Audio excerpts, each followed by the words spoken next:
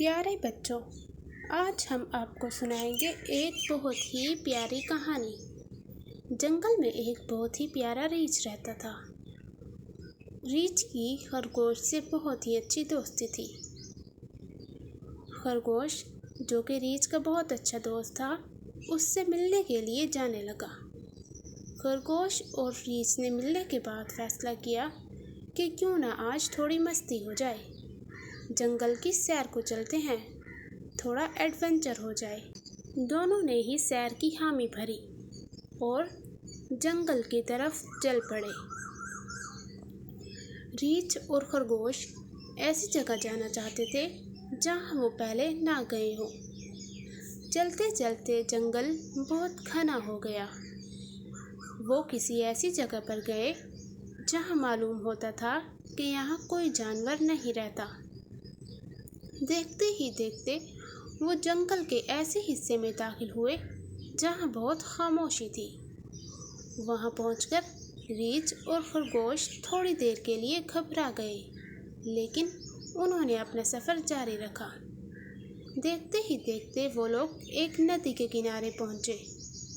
नदी को देखकर खरगोश बहुत खुश हुआ। उसने कहा, आज काफ़ी वक्त के बाद ठंडे पानी में नहाने का मौका मिला है। रीछ ने खरगोश से कहा कि अभी हमें बहुत आगे जाना है।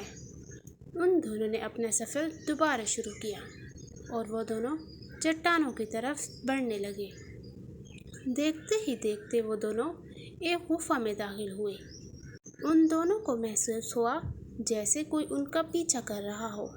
जैसे ही उन्होंने मुड़कर देखा, दो शेर उनके पीछे थे, जो कि उन्हें खा जाने वाली नज़रों से देख रहे थे।